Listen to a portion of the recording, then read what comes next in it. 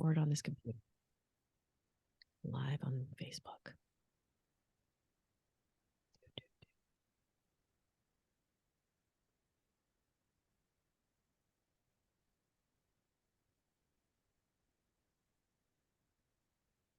Share my own timeline. Live. We shall see. We're live. Yay. Yay. Well, that was much smoother than the last time. Okay. Let me double check to make sure I'm seeing us there. It says we're live, but I don't see us. Oh, there we are. Okay, good. Hello and welcome to another episode of 20 Seconds of Courage. Last time I did this in my group. Today I'm doing it on my page. I thought, why not? There's more of you here, and this is a message that is super important for everybody out there, particularly women, but also for men. So here we go. I am super excited. Those of you that don't know about 20 Seconds of Courage, if you're watching for the first time, this is a series I started back in 2019, is literally something that sort of grew out of my desire to ask questions that I was always afraid to ask. And also in a way, it's a way to train the brain to just take action, like 20 seconds of of insane courage. Like, okay, ready. We're just going to hit record, go live and see what happens. So, and I think it's a really good lesson for all of us to try, like not overthinking, right? We're really real good at overthinking. So those of you watching and listening, I am so excited to be here today with my beautiful friend and amazing producer of this new movie coming out, Dominique Debroux. She is a nutritional chef. She is a producer of films. She is an all-around amazing cook. Thank you. And we met because Dominique walked into my yoga studio 15 years ago, and we became fast friends. 20 years ago. It was 20 years ago? Remember, Guy is 16 and I was trying to get pregnant. Oh my God, crazy. That's crazy pants. Yeah. Oh my God, 20 years. So we've been friends for a long time, sisters. And I'm super excited. I could not wait to get you on this program. I'm so excited to have you here.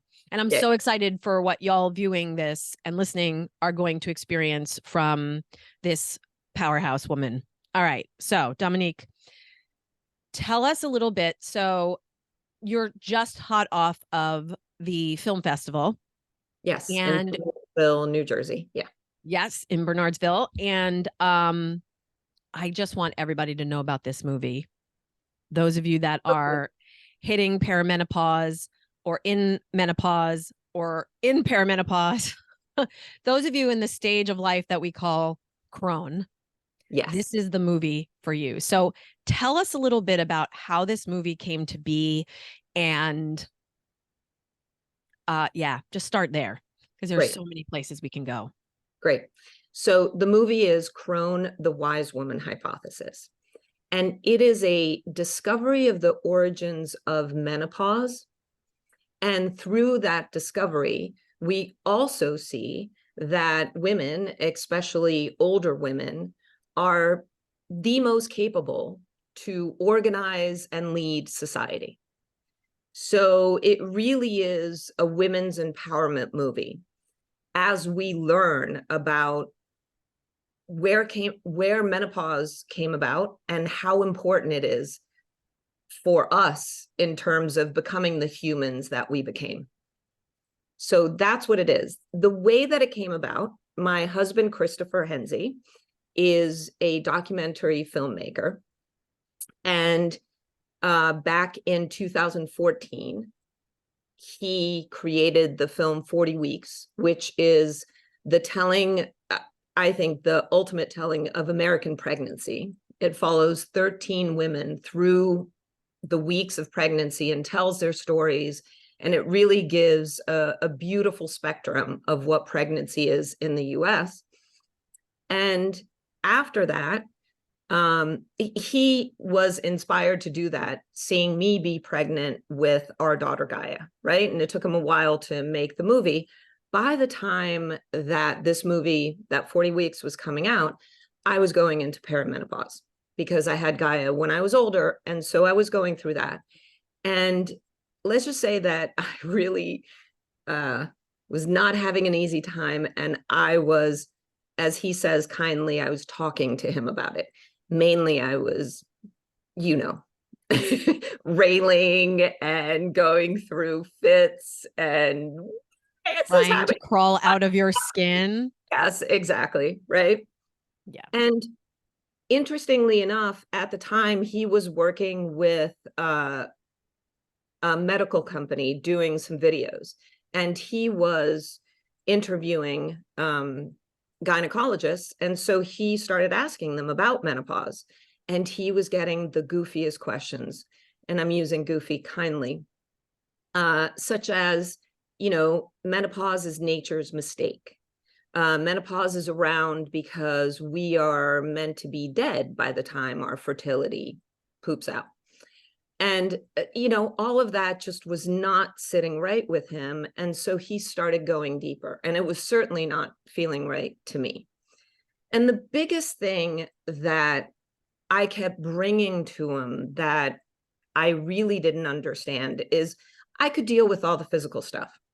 As you said, I'm a nutritional chef, and I believe in health through food, supplements, a lot of natural stuff. I have gone through cancer, Lyme's disease, and solved it and found my way through those things. I could find my way through menopause, not a problem.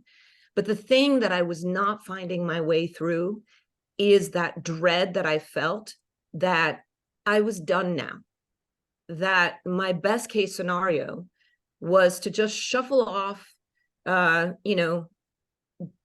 find how I was going to retire and just go away. And I was seeing that at the time that I started going through perimenopause, I was actually in business, and I was in the fashion industry, and I was starting to see ageism really hit. So I was seeing it in work, and then it's in society. And that was the biggest thing that I was like, none of that makes sense. I can deal with the physical stuff and I will work those out, just like all of us women have.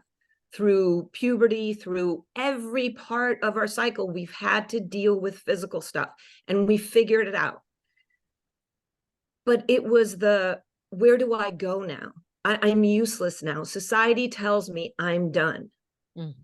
Mm. And that was the thing. And that really, Chris is a researcher, and he does not stop until things make logical sense to him.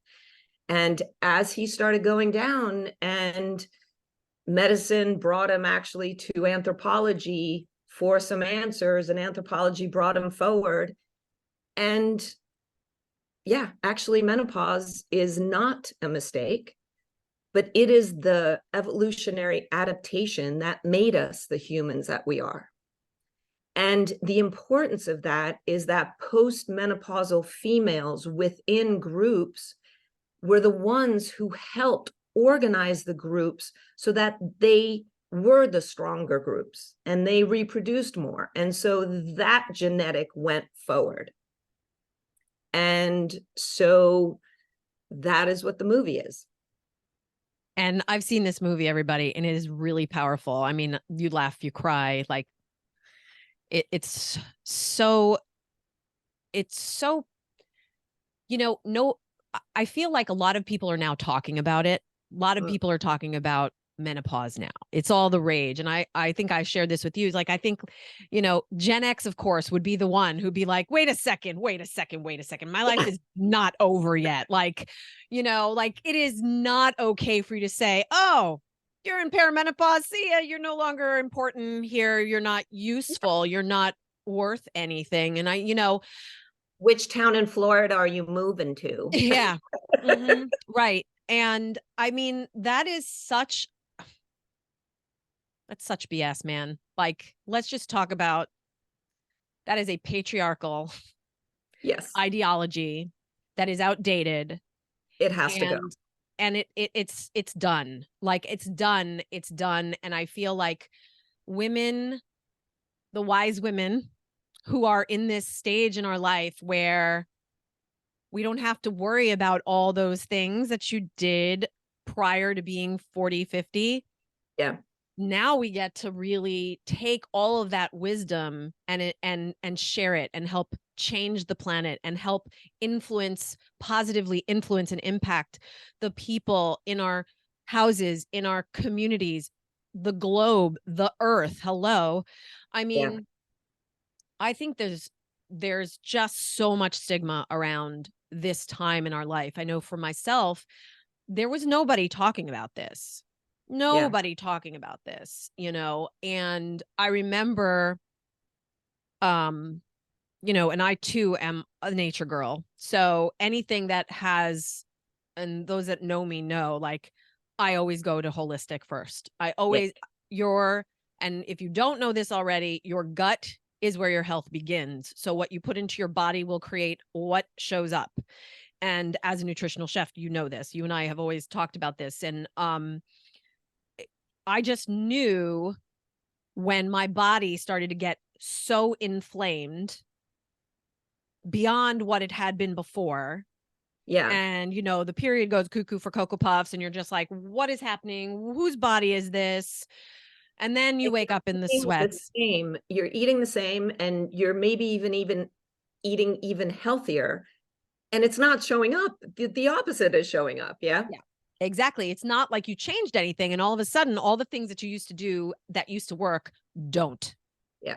And you're like, WTF, like, what just happened? Did somebody like turn a switch on and I didn't know about it? Like, I wasn't informed. Like, talk about 20 seconds of courage. Like, nobody told me.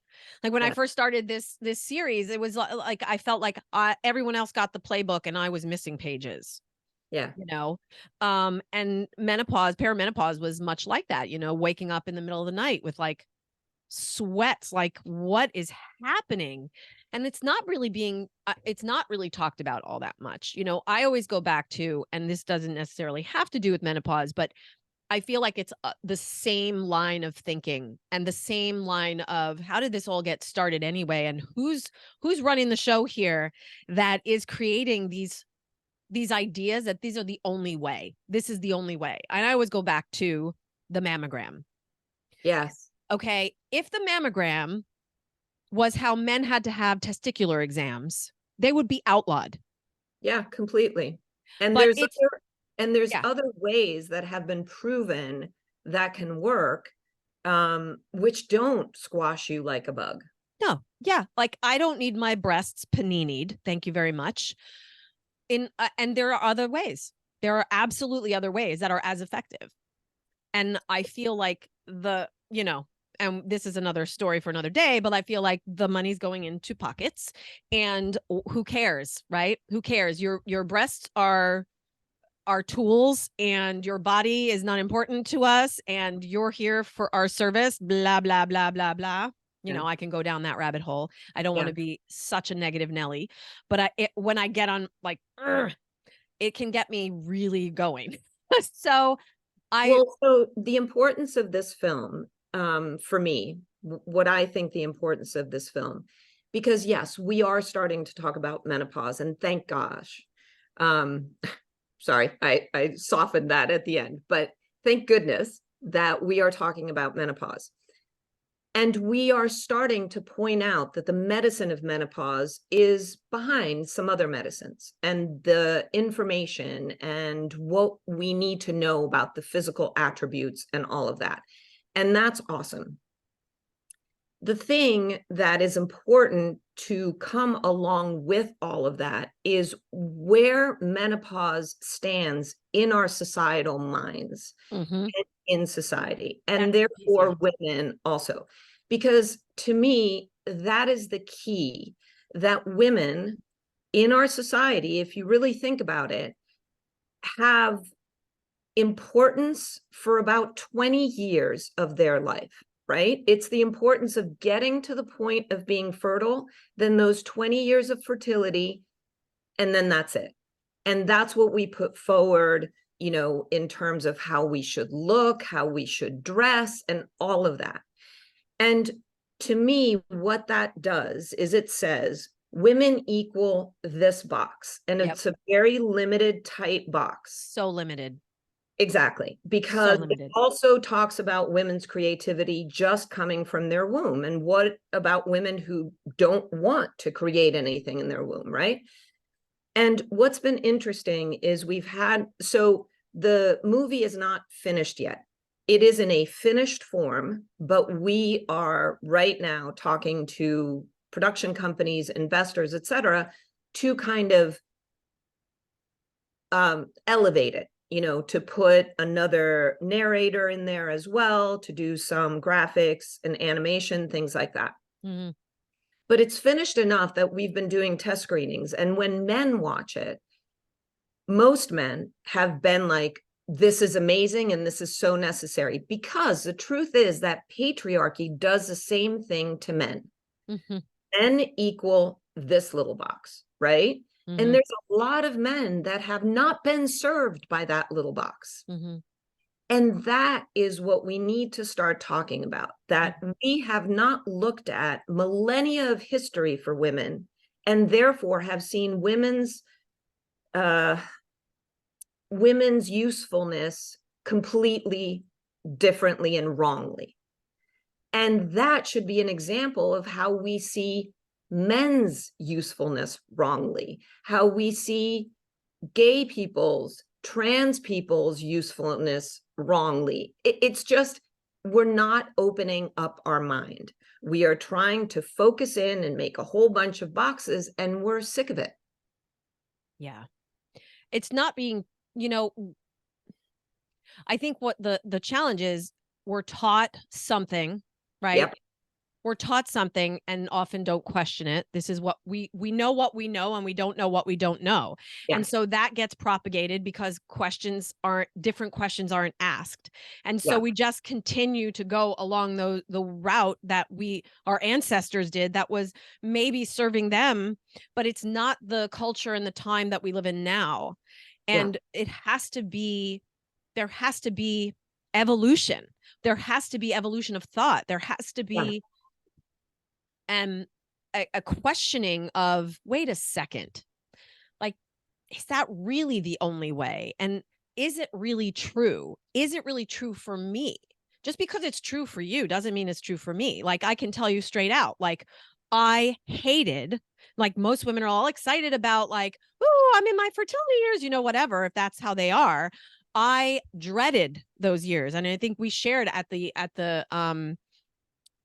film festival, for like, you shared, like, oh my God, now I feel like what am I supposed to do? Just like shuttle off to Florida? Like, Yeah. for me, my 20s and 30s were torture, because I was being told, you get married, you have 2.5 kids and a dog and and it wasn't vibing for me. I was like, well, that nobody ever bothered. And this is for a lot of women. Nobody ever bothered to ask me what I wanted. Yeah. Nobody ever bothered to ask me what I wanted. I was so inundated with what everyone else's suppositions were, like, what are everyone else's expectations and ideas of what I'm supposed to do, what my life's supposed to look like, the trajectory of the decisions I make, all this stuff.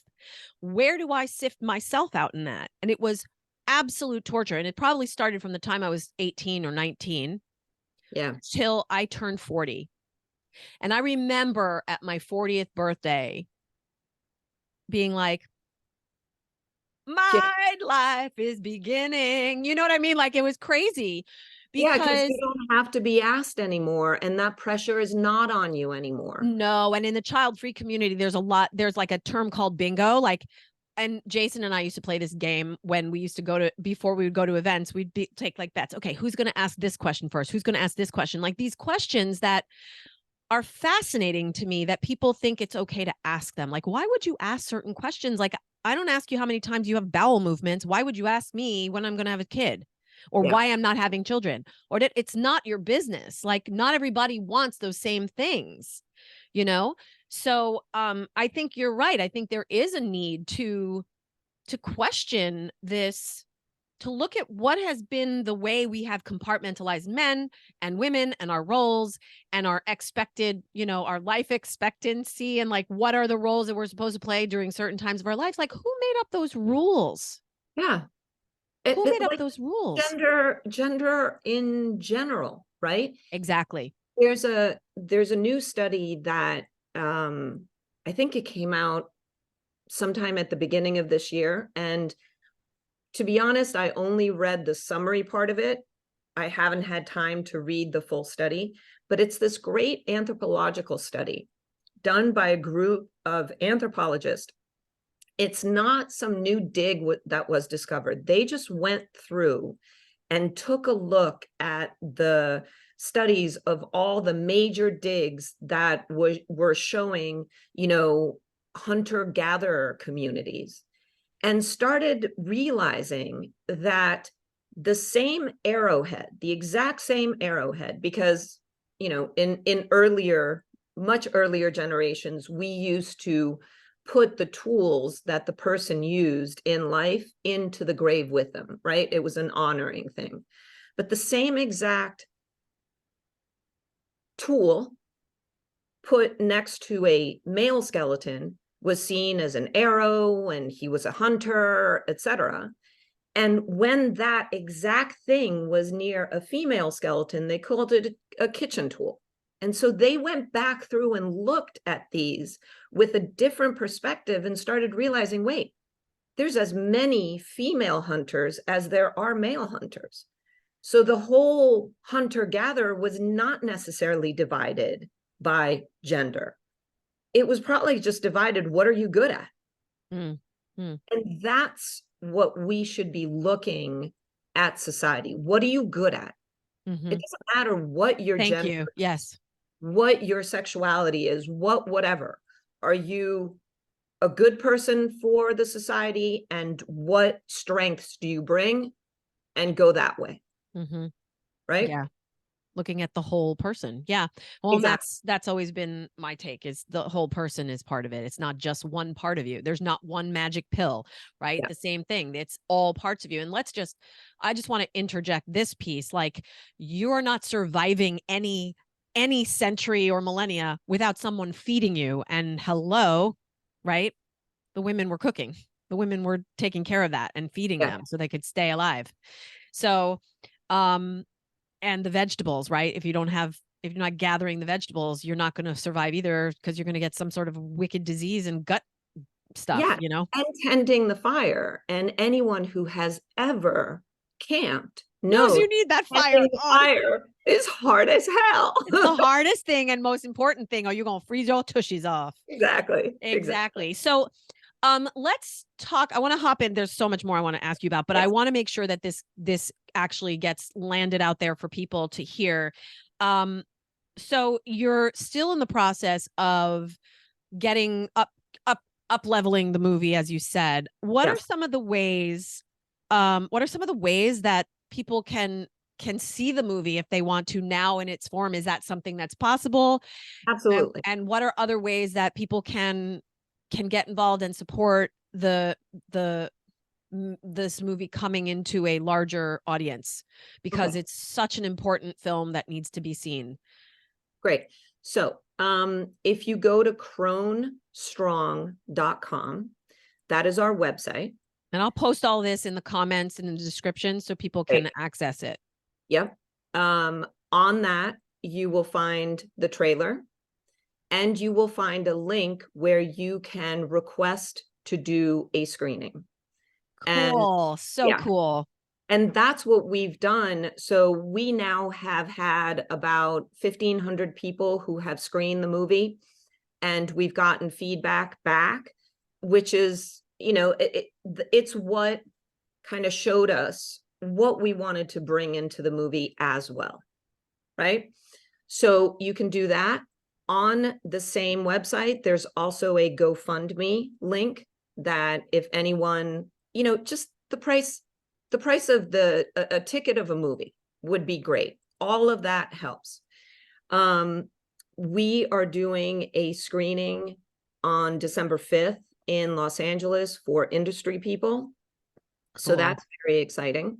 But yes, how everybody can help is, yes, write us an email, follow that link and write us why you want to do a screening of the movie. And that could be a screening just you and your family, or you and a group of people. That can also be done by Zoom, so it doesn't have to be you don't have to have a party and have all the Now, overhead.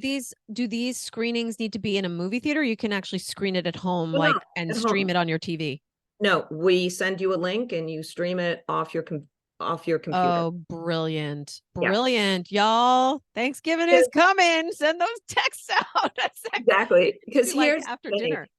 Here's the thing. So you and I are old enough to remember a commercial. I think it was for a Clairol shampoo that said, "It was so good, I told 2 friends, and she told 2 friends, and so on and so on." That there are right now between the US and Canada, just in that kind of key perimenopause, menopause, the 45 to 60, there's 45 million women, right? If we add in the post 60, that's another 55 million women.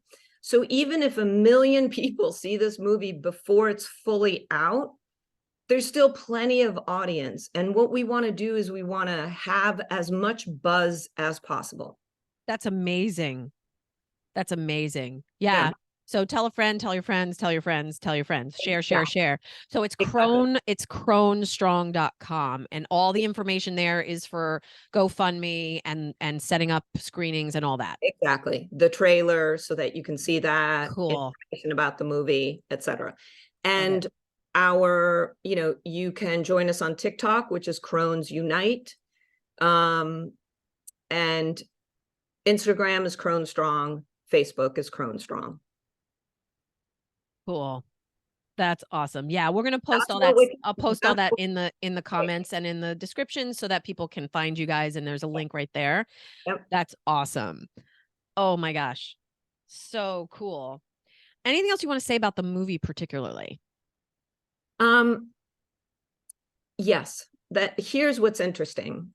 That once Chris figured out the whole story, there's 2 things that I want to say. Once Chris figured out the whole story, and I started looking at menopause and perimenopause from a new perspective, what's interesting is it made the physical stuff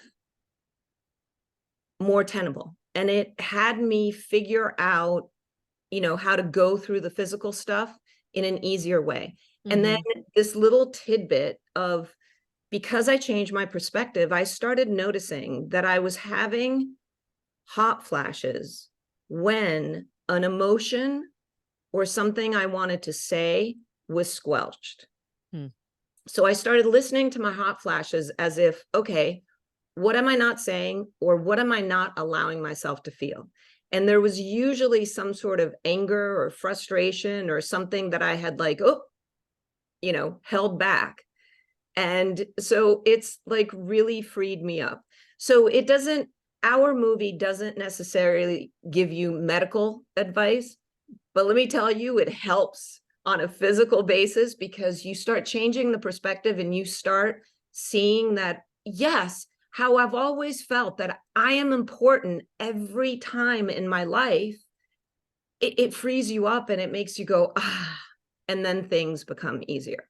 That's one thing that I want to say. And the second thing is, yes, it's a male director. And we've sometimes gotten questions about that. But here's the thing. A scientist once actually said this to Chris, which I thought it was a great thing to say. And the scientist said, it's unlikely that it would be a fish who discovers water, right? Because fish it's so ubiquitous to them. Yeah, I often say that to my clients, fish can't see the water they're swimming in. That's why you need that external perspective. Yeah, exactly. And that external perspective from his side of totally, hey, I'll listen to anything, I'll look at anything, had him piece these things together and figure out something in science that anthropologists weren't looking at. Yeah, and he's not encumbered by the on the sweater, off the sweater, on the sweater, off the sweater. and the anger, and also and the moods and the sleeplessness and this and that. Yeah. I want to talk a little bit about this with you more. And also the gaslighting, right? He's not encumbered it's different gaslighting that he has because he's an artist male in patriarchy and stuff, but there's a certain level of gaslighting that has happened for females in patriarchy that is so destructive and holds us so down. And through this process, I've actually realized how many things I thought I was a pretty free and vociferous female, but no, there were places where I was still like seeing things by the way that I was taught, and the way that I was taught to hold me down. Yeah. And that's some of the work that I do, as you know, like that's Yeah. is working through like, what is the conditioning? What is the conditioning that we're coming into any experience with? And Yeah. how is that filtering what we're feeling, what we're thinking, what our Yeah. actions, the behaviors we take, or the things that we resist doing? It all comes from the filter that we've got. And that filter is from that conditioning Yeah. and the quote unquote programming that we've had. That's not necessarily good, it's not necessarily bad, it just is, and it happens for all of us. You know, we're taught by our family, our parents, our people that raise us, and we learn from that. And then we learn from our social circles and from the community and from religion and from society and TV and all this stuff, and that sort of feeds into who we are, how we be. And then at some point in our lives, hopefully sooner than later, we have to stop and go, okay, wait a minute, wait a minute. Is this producing the results in the life that I want? Yeah. And what needs to change? What is not working? Why is that keep happening? Because most of the time there's repetitive behavior over and over. And how can I make those micro changes? And most of the time, it's not really a huge change, right? It's how we're thinking. Sometimes it's about going in and getting rid of those old negative beliefs or limiting beliefs. But a lot of times it's just a subtle shift that can change the trajectory of everything. I think I've heard, you know, when a plane flies, it's constantly course correcting like 1%, 1 degree, 1 degree. And if over time you don't course correct that 1 degree on a regular basis constantly, you're going to wind up in a totally different destination than you had planned. Yeah. Right. So you got to keep bringing it back into alignment. And that's the gift of awareness, knowing, right? You came into my yoga class 20 years ago, right? This idea of what we call in Sanskrit svadhyaya, which is self-study. Like, how do I know who I am? How do I learn more about who I am and how I be?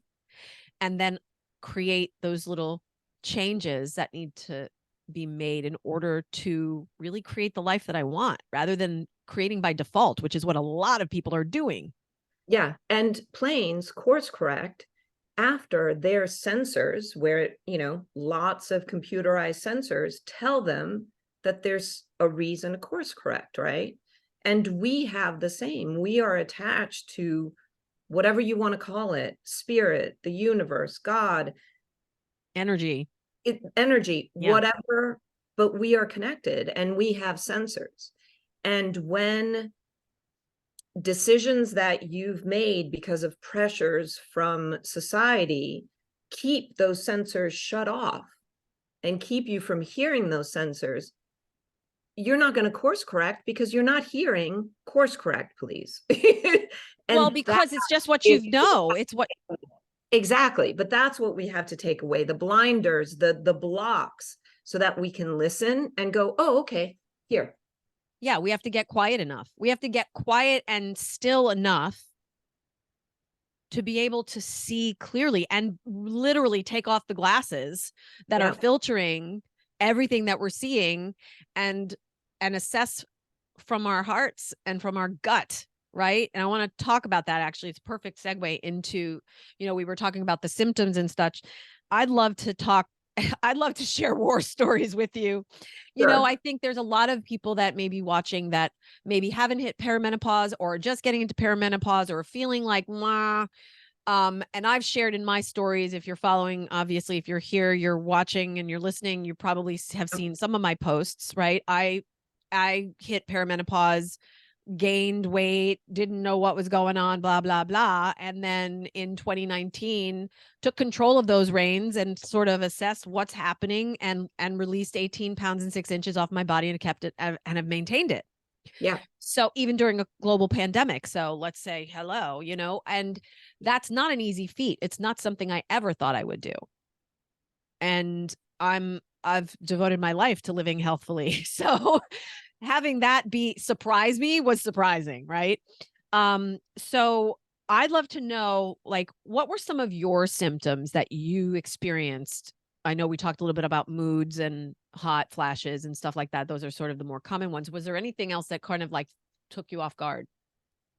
I don't think anything took me off guard specifically. Like, had anyone ever talked to you about, like, by the Yes. way, you're about to get there and here's what you should expect? Did anyone say that to you? Um, no. Ever Um, said that to me? no, no. My grandmother or mother did not. But when I was doing the research, because I produced 40 weeks with Chris, when I was doing the research on pregnancy, some of the research that I was doing was on women's medicine overall. So I had read enough to at least have like a list of symptoms, what perimenopause and menopause can mean. So, it's interesting. I was at first, oh no, nothing surprised me. BS. Let me go back and say that again. The hot flashes, lack of sleep, mood changes, all of that didn't surprise me because those were the easy symptoms.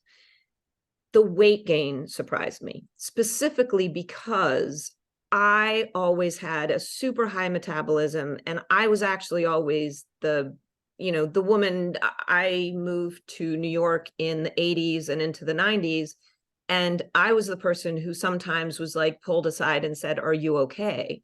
Because it was the AIDS epidemic and I was so skinny. And because, people would see me eat and wonder, she must go to the bathroom and throw it up because there's no way. Right. So that was my knowledge of my body. Hmm. And then I had a baby later on in life, which, uses up, that's another thing women don't like, we're not told in society. Yeah, having a baby is heavy duty on a woman's body. And especially when you're older, you don't have as many resources. So that changed me to a certain point. And then perimenopause. And yeah, I was gaining weight. It's like, that's never happened. And here I eat so healthy. And I was trying to handle it the same way that I would have handled it before. And it was different. So that surprised me. Yeah. Yeah. I knew two things. I knew about just not sleeping Yep. and the hot flashes. And the only reason I knew about those is because I had perimenopausal and menopausal women in my yoga classes. Yep. And, we like to have yoga rooms warm, and they'd all be like, turn the air on. It's too hot. It's so hot in here.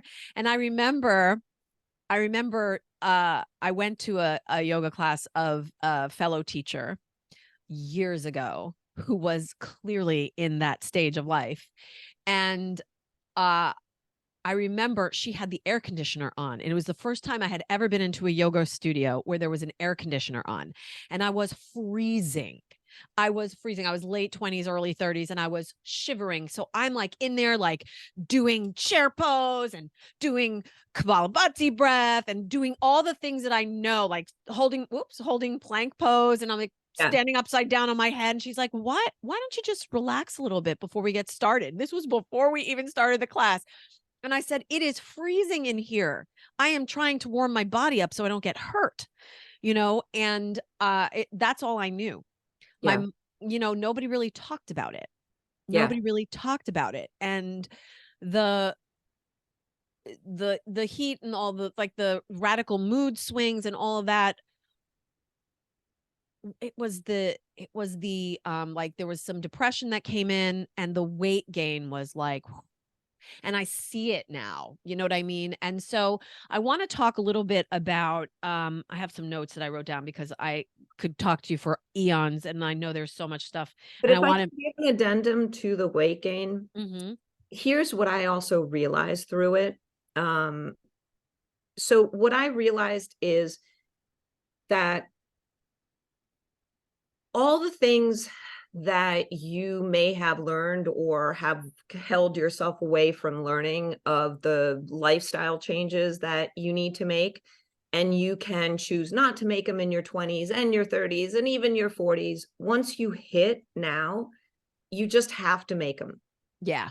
The I point is, It's your such a body great is point. pushing you into that health, because that's what's going to feed your brain and keep you healthy, and what's going to keep your joints and ligaments and muscles and body and organs Yes. healthy to go Yes. forward. Amen.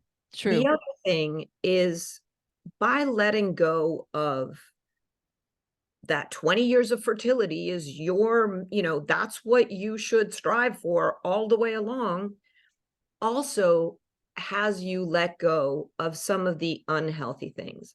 For me, I gained a certain amount of weight, and it wasn't feeling right, just simply because of how I was gaining it and what I was doing. And, I had to relearn myself. But once I relearned, I then chose to, my usual life, I was at 135. That's where I felt good, right? I'm now at 150, and that is where I feel good. Hmm. I have more fat on me. I now have a shape. I now have to wear a bra. Woohoo! I now have curves. Um, the point is that we also have to let go of societal thinking of what you should look like. Hmm. So it's both. That's a whole other I know, episode. I know, but you see what I mean? It's both. Stop putting away the things that you should do, like stopping eating the level Yeah. of sugar you eat and Yeah. things like that. We At talked the about, same time, accept that the body is going to be different. Your body is going to be different every phase of your life, right? A yep. child does not look like a woman. A woman does not look like an older woman, or, Yeah, yeah, yeah. And I want to tack on to what you just said. So we just talked in my last episode with Pascal, we just talked about like not shooting on yourself and that whole thing. But you made a really good point, and I want to jump back to that. The sooner, those of you listening, watching, the sooner you take control of your health and well-being holistically.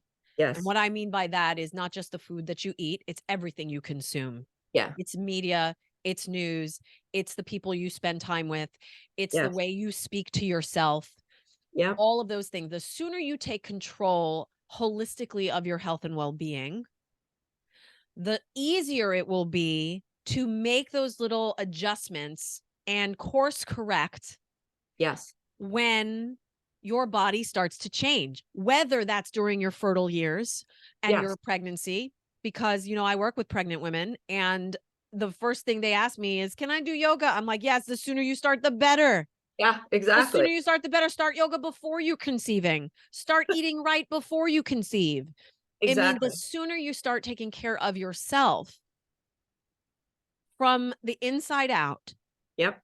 the easier all the transitions in your life will be, Yeah. because you're better equipped. Your cells, it like cellularly, you are better equipped when you take care of yourself from the inside out. And I think that's something that's really missing in education, Yeah. but also like, a lot of docs that you talk to, they don't have nutrition as part of their training unless they take an elective. They get Yeah. like, and I know there was a woman on there on in the movie who talks about like, oh no, I only get them for like 2 hours about menopause or something like that. One And we're just like, hour. what? One 1 hour. hour, right? And I remember Chris saying, so you have them in a class for 6 months, and she's like, I get them for 1 hour. I'm like, Exactly. Yeah. so I mean, I think that there's something really there, like we said, like there needs to be an adjustment in the education that we're giving. And you know what? Here's the thing. We cannot rely, and you talked about this movie being one of empowerment. We cannot rely on the doctors and the teachers necessarily to give us the information that we need to take care of our bodies. Yeah. We have to be self-empowered and self-directed. Yes. And we have to do the work to find like what is going to serve me so that I can be at the optimal health and have not only longevity, but health span. Yes. Because we're talking a lot about this now. I just finished up working in the Tony Robbins community this year. And also there's this great show on Netflix. If you haven't watched it, it's all about the blue zones and this idea of we don't want to, yes, we want longer life, right? But we also don't want just longer years. We want longer health span. We Longer want vitality. more vitality, lifelong vitality is what we want. Yep. So that, you can do all the things and enjoy the fruits of everything that you've created over the many years of your life.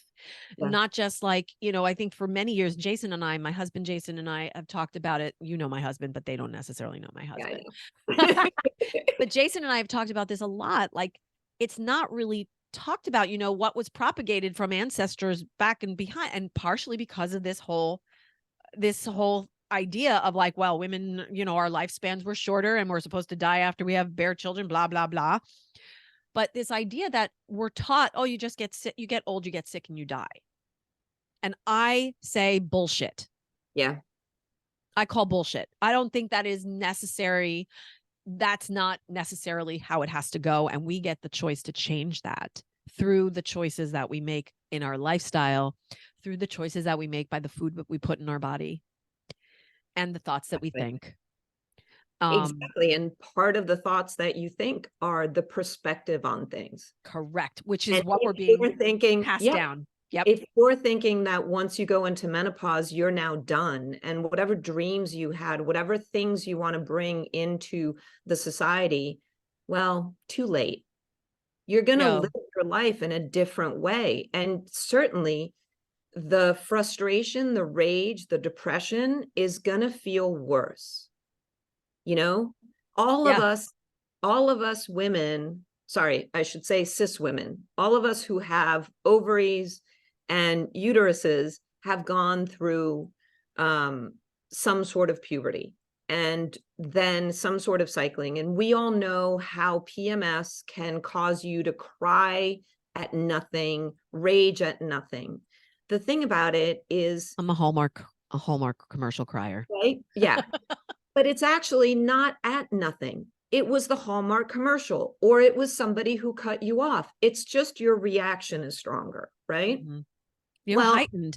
I mean, what could you imagine if we had thought, like, if someone had told us, when you have PMS, you will have heightened emotions. yeah, Your intuition will be on high alert. Could exactly. you imagine how empowering that message would be? Exactly. And so that's the same thing when you're going through perimenopause and your hormones are fluctuating. It means that your emotional state is fluctuating. Yeah. If you are not inside your head railing against society because you feel like you are now imprisoned in this box that you don't want to be in, your emotional ups and downs are going to be a little easier to take, I mean, it's really how we talk about it. It's the language that we use. And I've shared this book before. I think it's out of print now. I think you can get it on Kindle. It's a book called Conscious Language by I think his name is Tennyson. The last name of the author is Tennyson. I think it's out of print, but it is a fabulous book. I highly recommend it. It's all about the words that we use and how they create the reality that we're living. And I think that is it's a really good reframe, right? Not like, oh, she's on the rag, like, no, maybe she just has heightened. Like, I kind of wish like someone had said, when you have your period, you have superpowers. Yes. Yeah. When you have your period, you are heightened and your intuition, like, come on. Or, hey, you know what? When you hear perimenopause, you're going to feel liberated. Yeah. And while your body's going to be doing crazy stuff, you have the power. Yeah. And nobody says this, right? But all that, you have the power to not let the physical shape take over. You have the power to adjust that the way you want. Now, it takes some work. I'm not going to lie. Releasing 18 pounds and 6 inches off your body doesn't happen because you're like sitting in meditation going, I am skinny. Yeah. Like, And I'm not skinny. And you mentioned weight gain before. I want to just put this out there. Throw away your scale, except to use it as a metric, Yep. because the scale doesn't tell the whole story. And that has been, as somebody personally who has struggled with low self-esteem and body dysmorphia and body image my whole life, I always thought the scale was what I needed to look at. And the truth Yeah. is, so when I lost the weight, like the weight that I am now is greater than the weight that I was at the full loss of my weight, but I am filled with muscle.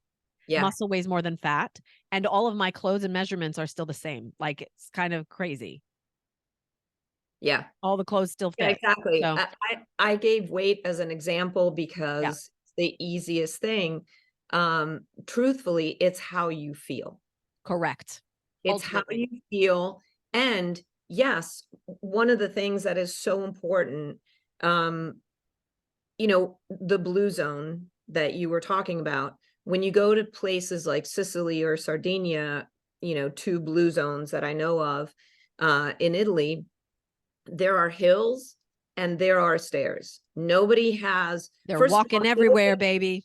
yeah, and nobody lives on the first floor. That's usually a garage or a storage. So if anything, you are walking up one flight of stairs. And also, in Sicilian homes, there's usually not a living room in the old style homes. Why? Because people leave their house and go down to the town square and spend the day there, right? So social and walking and Hmm. doing stairs. So And it's good for your emotions. It's good connection. Like, we are wired for connection. yeah, We are wired for connection, and we're coming off of a span of real disconnect. So it's important exactly. to get back into that. So Yeah. important. So important. And I think you have a new hashtag to add. Your new hashtag is not done yet. Oh, I love that. Yes. Not done yet, How because about we're not done yet. hashtag just getting started? Just getting started. Exactly. Exactly. Oh my God. I mean, we could talk some more. I didn't mention this before, but those of you watching, whether you're watching the live in Facebook or you're watching the YouTube video or wherever you're watching it, feel free to post comments and questions in the bottom in the comments. We will check back periodically and would love, obviously you can feel free to tag us, but absolutely, if you have questions, if you want us to go deeper into any topics, just let us know. I'm going to drop that cronestrong.com Yeah. in one more time. Please come out and go there and watch the trailer and set up a screening at very least. Trust me, you will not regret it. It is a fabulous movie. The premise is amazing. I am kind of partial because, the director and the producer are dear friends of mine. But I can't say enough good things about getting this message out there, and that we wouldn't be who we are without the Crones in the world. Yeah. As human beings, we would not be here. Yeah. We would not be here. And I think that as we all, so many of our friends and colleagues are turning into we are the wise women. We are the ones that will lead. I think it's the Dalai Lama that said modern woman will heal this planet, right? And the fact Yeah. is, it's the Crones. It's the Crones that are going to lead it, because we're the ones that have lived through all the different things, and now we have more knowledge of what worked, what didn't. We have lived experience. um Yeah, because so exciting. when you match intelligence with education with experience, that's a powerhouse. Yeah. And it's okay for us to claim that. I think that for many years it was one of those things like, I don't know if I can claim it. I don't know if I Yeah. can claim it. And I do have to say that uh I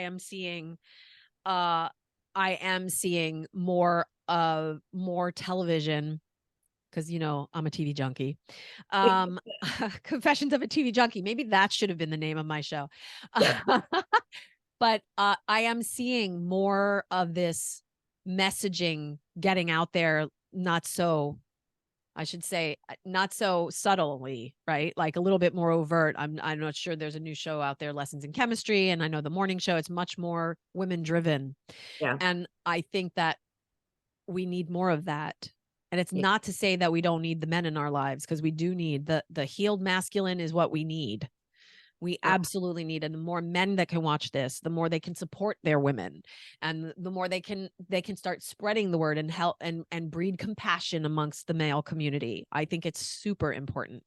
Yep. So, I well, agree. I just want to say thank you to you and Chris for getting this movie out there in the world and for getting this message, this so essential message out there for all of us. Um, I adore you both. And Thank thank you you. for taking time out of your crazy busy schedule. I know this is not always easy to carve out for us. And thank you, Tracy, for doing this show, having me on the show, and all of the messaging that you have done on this and your other platforms, and all the teaching that you've brought to me. You have been, in my life, my favorite yoga teacher. And, you know, so, and you continue being a favorite yoga teacher, even though I'm not doing the physical yoga with you, I am doing the emotional and spiritual yoga with you. And I think that's something that people don't realize. So thank you for mentioning that. You know, it's not just on the mat. No. And that's really, as you know me, right? That's been really the crux of my work in this world is, what do you do when you get off the mat? How Yeah. do you take the lessons of your yoga and live it? Yeah. And that's been really the work that I do. That's what I brought into my coaching work and all the programming. And hopefully it comes through. Hopefully, imperfect action, hopefully it's shining through. That's all. So It thank does. you all. So thank you so much, Dominique. I adore you. Mwah. Thank you all for watching this episode of 20 Seconds of Courage. And I'll see you next time.